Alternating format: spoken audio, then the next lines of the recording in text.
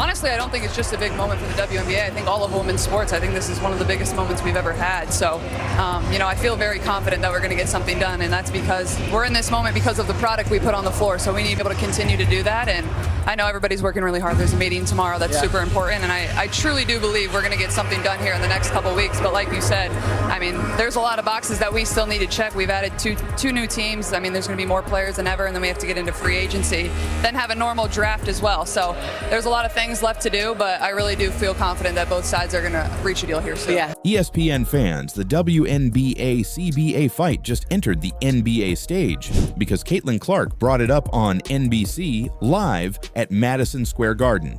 And that matters more than any hot take, because once a labor fight hits an NBA broadcast, it stops being a WNBA story.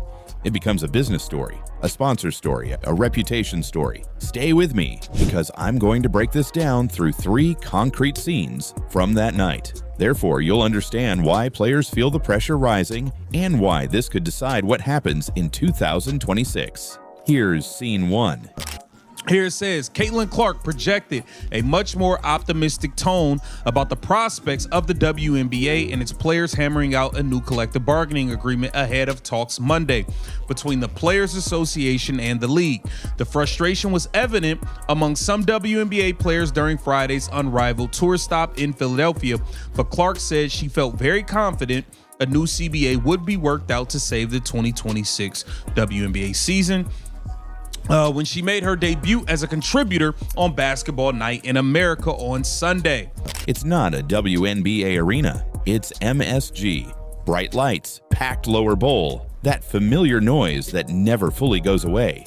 NBC launches a brand new studio show, and they build it like an event. They don't bring Caitlin in as a side note, they sit her at the main desk, right beside the faces casual NBA fans already trust. We're actually adding another sharpshooter, as if our roster could hold another one down. It's a WNBA All-Star in Caitlin Clark, and guess what? We had our own Jamal Crawford and Zora Stevenson welcome her in, but the NBC way.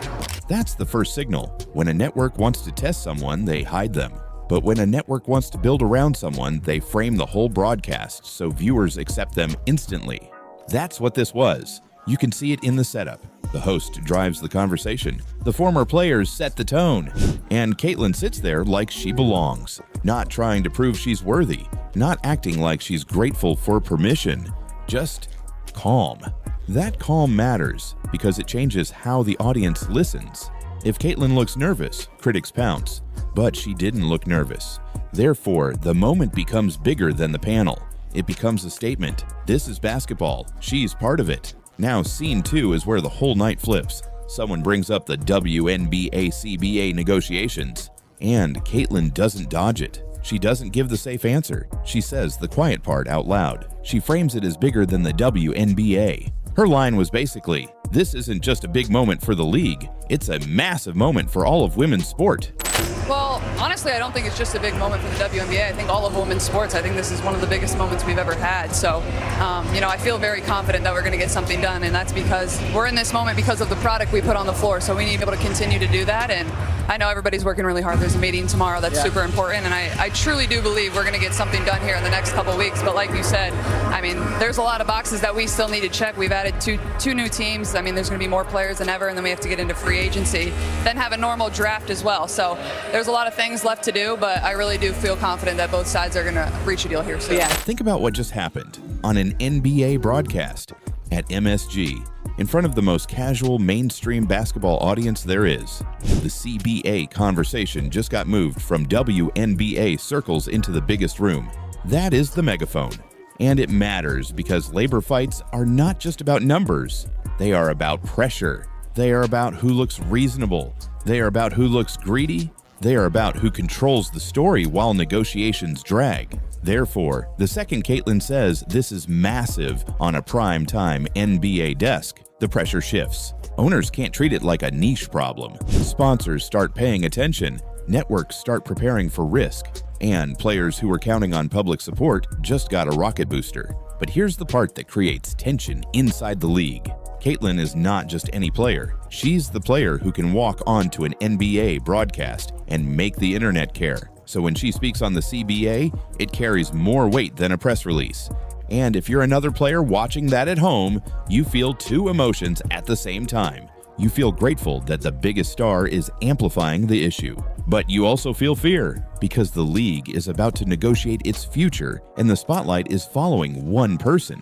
That's why the reaction feels explosive. Not because players hate Caitlyn, but because a star economy makes everyone ask the same question. If the attention is concentrated, will the money be shared fairly?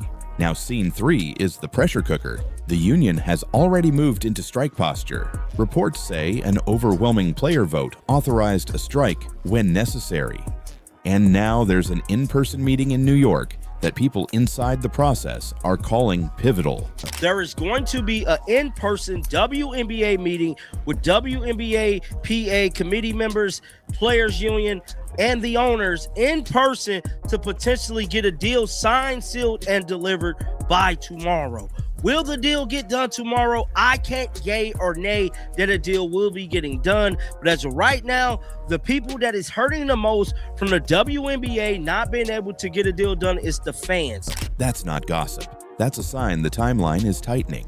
Because if you're inside a negotiation and you're still relaxed, you don't need a pivotal meeting. You schedule the next call and keep it quiet. But when you start hearing the word pivotal, it means both sides know the clock is getting loud. And here's the brutal truth. A strike threat only works if the players can hold their breath. But most players don't have endless runway. They rely on the season, they rely on timing, they rely on stability. But Caitlyn just appeared on NBC in a role that keeps her visible regardless of WNBA scheduling.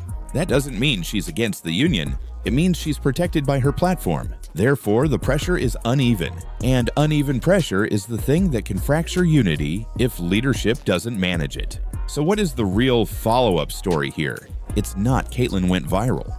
It's this. Caitlyn used an NBA stage to elevate a WNBA labor fight. And the league now has to negotiate under a brighter light than it expected. Now let me make this even clearer with one detail from that night that casual viewers missed. Caitlyn didn't just talk about contract, she talked basketball like a pro. She described the MSG atmosphere in plain language. She talked about how she watches NBA players. She even pointed to what she's trying to steal from Luka, the way he controls space, plays through contact, and dictates pace. That matters because it tells you NBC wasn't hiring a mascot. They were hiring a voice. And once the mainstream audience accepts her as a voice, anything she says about the WNBA carries further, including the CBA. Therefore, this creates a new kind of leverage the WNBA hasn't had before. A player can talk about the league's labor fight on an NBA desk and make it feel like a serious sports business story, not a niche dispute. So here's what I want you watching next, because this is where the next video will come from. 3 signals. Signal 1, the union's language. If you hear clear deadlines, specific non-negotiables, and serious vote talk, that's not posturing. That's preparation. Signal 2, what owners actually concede. Not tweets, not press statements, real concessions that cost money or control, travel, working conditions, revenue share mechanics, caps and floors, guaranteed structures. If the league offers vibes instead of substance, the strike heat rises. Signal 3, hedge behavior. When networks build programming that still works if the calendar gets messy, that's a signal. When stars lock in platforms that keep them visible through the danger window, that's a signal. It doesn't prove a strike is coming, but it tells you the industry is pricing in risk. Therefore, you don't have to guess. You can watch what the powerful people do. Now, here's the question that decides the next chapter. Did Caitlyn just strengthen the union by moving the CBA story into the NBA spotlight? Or did NBC just make Caitlyn bigger than the league at the worst possible time? If you're still watching, drop NBA stage in the comments. Is there a player or someone you watch even more specifically because there's things in his game maybe you would want to add to yours in the league? Man, I think Luka. I mean, Luka's amazing and he's incredible. I think the way he can not only score the ball, but also the way he passes. And I think the thing about him is, like, he's not the fastest, he's not the most athletic, but he can get his defender to move where he wants him to go, and he takes up that space, and he does a really good job of either keeping the defender behind him or keeping him to the side. So I think that's something I can certainly learn from. Like, I always kind of want to run away from the defense rather than absorbing the contact and taking up the space that they give me. So ESPN just got a new problem because Caitlin Clark didn't just appear on NBC. She walked into Madison Square Garden, sat next to NBA legends, and the whole basketball world watched her look completely at home. And here's why this matters. WNBA players are staring down a CBA fight that could shake the next season. But Caitlin just proved she can keep the spotlight, even when the league is in chaos. Stay with me, because in a minute, I'm going to show you the moment that quietly exposed the real power dynamic. Not a rumor, a live TV moment. It starts at the desk. NBC launches Basketball Night in America at MSG. Big lights, big arena, big stage. Maria Taylor introduces Caitlin like she belongs there. Carmelo Anthony is right there. Reggie Miller is right there. And Caitlin is the headline, not the game. Her. You could feel it. This wasn't WNBA Star Tries TV. This was NBC is building the future around her. But the first thing Caitlin did wasn't argue. She joked. She looked at the desk and basically admitted, "I'm short next to these guys." Later, she even posted she might need stilts next time. That one joke did a lot. It made her human. It made her likable. But it also made the clip travel, because the internet loves a star who can laugh while standing in the biggest room. Then Maria asks Caitlin about the arena, and Caitlin doesn't give a boring answer. She paints a scene. Warm-ups, buzz, noise, energy. She says Knicks fans are crazy and she loves it. That line matters because it shows what NBC wants. They want Caitlin to sound like a basketball person, not a women's basketball person. Basketball, period. Then the conversation turns to growth. Maria asks Caitlin who she watches in the NBA, and Caitlin goes straight to Luka Doncic. Is there a player or someone you watch even more specifically because there's things in his game maybe you would want to add to yours in the league?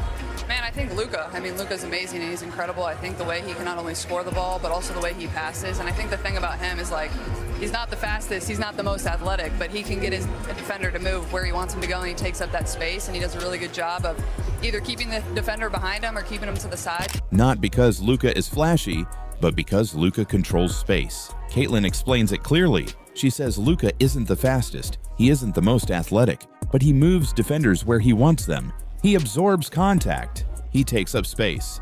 And Caitlin admits something most stars never admit on TV. She says she tends to run away from contact, therefore she wants to learn how to use it. That's high IQ. That's real. That's not PR. And the reason this part matters is simple. WNBA fans already know Caitlin can shoot, but a lot of casual NBA fans only know the logo threes. This segment showed something deeper. It showed she understands the chess game. Therefore, NBA fans who never watched a single WNBA game just got a reason to respect her. But the night didn't stay safe, because Reggie Miller got asked an NBA comparison for Caitlin, and he picked Peyton Pritchard. I'm actually curious too. I know you guys have seen Caitlin play. She's a one-of-ones, but is there like a comparison of someone either you played with or you guys watching the game right now that reminds you of the young lady to your right? I like Peyton Pritchard from Boston, the way he's able to handle the basketball. He makes big shots when the shot clock's running down, a lot like this young lady right here. Isn't afraid of the big moment and is a champion like she's soon to be. The second he said it, Caitlin's face went blank. Not angry, not rude, just deadpan. Like, that's what you went with. It was the most honest reaction you can have without saying a word. And that's why it went viral, because fans saw what they were thinking. And right there, NBC got what every network secretly prays for. A clip that spreads itself. A moment you don't need to explain, you just post it. But here's the twist. That viral moment wasn't even the biggest moment of her debut. The biggest moment was when Caitlin brought up the CBA. Live on NBC at MSG, with legends sitting next to her. Caitlin didn't dodge it. She didn't do the no comment thing. She framed it as one of the biggest moments women's sports has had. And she said she felt confident a deal would get done soon. That is massive, because it tells you Caitlin understands what's at stake, not just for her, for everyone. But here's the part the league can't ignore. When Caitlin speaks about the CBA on a massive NBA broadcast, it changes the pressure, because now the CBA story isn't trapped in WNBA circles, it's in the mainstream. Owners feel that, sponsors feel that, networks feel that. Therefore, the negotiation isn't just numbers on paper anymore. It's reputation, it's optics, it's momentum. Now let's talk about why NBC did this at all. NBC's executive producer Sam Flood called Caitlin one of the most captivating players and dynamic scorers in basketball. Basketball, not women's basketball. That's a deliberate choice. It's positioning. It signals how NBC plans to sell her. And that's where WNBA players start to feel the tension. Because if Caitlin is being positioned as basketball's star, the league will lean on her harder. The marketing will lean on her harder. The schedule will lean on her harder. And players will ask the uncomfortable question, if the league is growing because of stars, do the non-stars get paid like it? Or do they get asked to wait their turn again?